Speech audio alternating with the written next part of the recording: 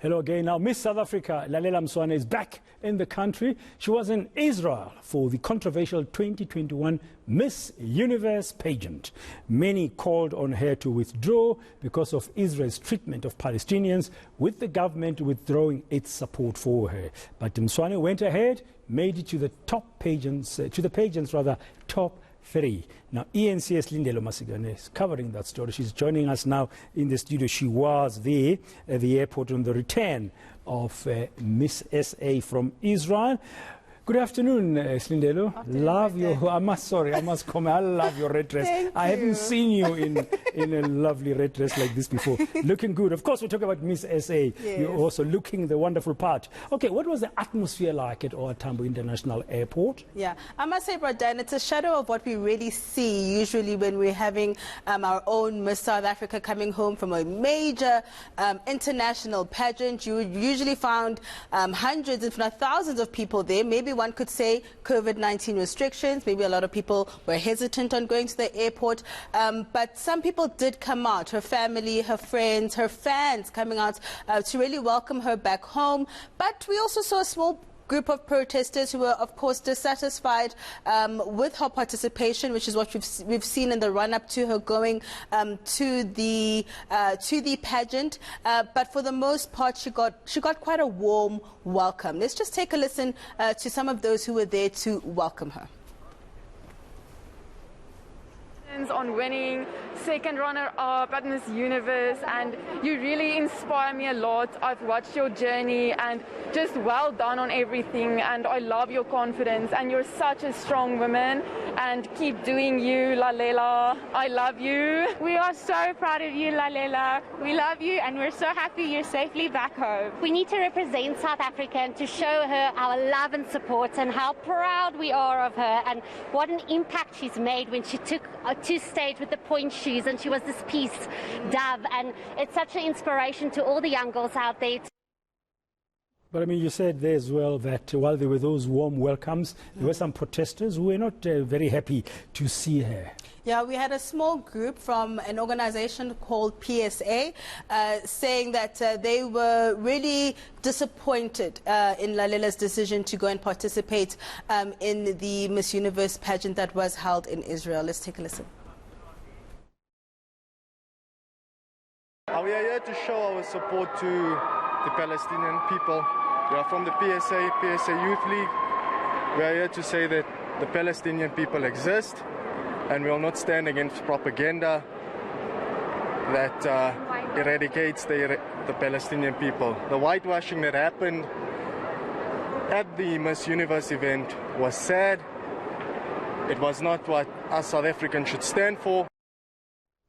A clear view there by some of those people who were not happy with Lalela's participation. But she herself, I understand, was quite emotional at some point when she was talking at the airport. Yeah, very emotional. Even on her arrival, walking through those terminal doors, you could quite see the emotion in her face. I think she was surprised to see that many people who came out for her. But she did say during that media briefing that she had a bit of fear because her and her family have been receiving death threats.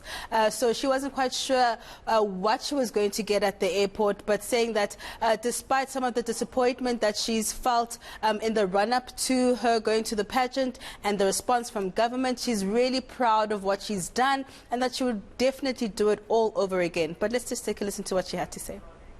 I think this must have been one of the most difficult.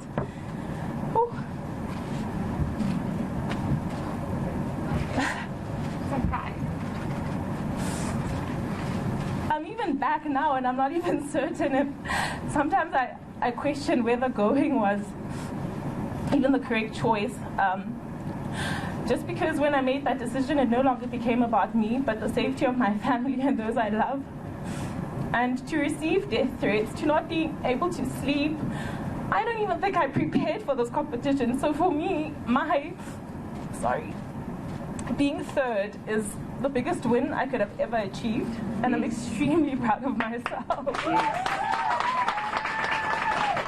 Yeah, just a thought I'm having. I mean, we may have disagreements about certain issues and stuff, and this is a very big one, of course, we know, about the Middle East, but still we don't have to be threatening to kill people. You know, she's such a young person, and rather we can educate people and create more awareness. Did she say anything about her plans? Now, normally, okay, she came number 3, so she was like the second princess, I guess. Yes, second princess. And then there's a runner-up, and then you've got the queen of them all. Yeah. I mean, she did very well. She was competing against about 80 other contestants. So, what plans does she have? Did she say anything? I mean, we know, of course, once she returns home, she says that she'll be focusing on a number of initiatives, some programs that she's quite passionate about that are to improve the lives of young people, and also saying that she really wants what she did, the decision that she made to inspire other people, other young people to make choices that are for them, to not fall to pressure, you know. She was saying that she won't be actually holding her breath for an apology. We've seen on media, on some social media posts, that there are calls for the Arts and Culture Minister, Nathi Mthethwa, to apologize, for government to apologize, but she says that she won't be holding her breath on that. She's just going to focus on ensuring that her reign improves the lives of those that she really is passionate about. Yeah, no, thank you very much, Slindelo. I don't know if our TD Joe can zoom out. I want them, there you go. Look at that beautiful thing, your red dress. Well, I was lovely. going to go welcome Miss South Africa back home. I had to look the part. A second princess of Miss Universe. You're looking lovely as well. Thank you very much. Thank you, Slindelo. Looking lovely in that red dress, ending that report about the return to the country of Miss South Africa. That's Lalela Mswane, just back from that controversial pageant that took place in Israel.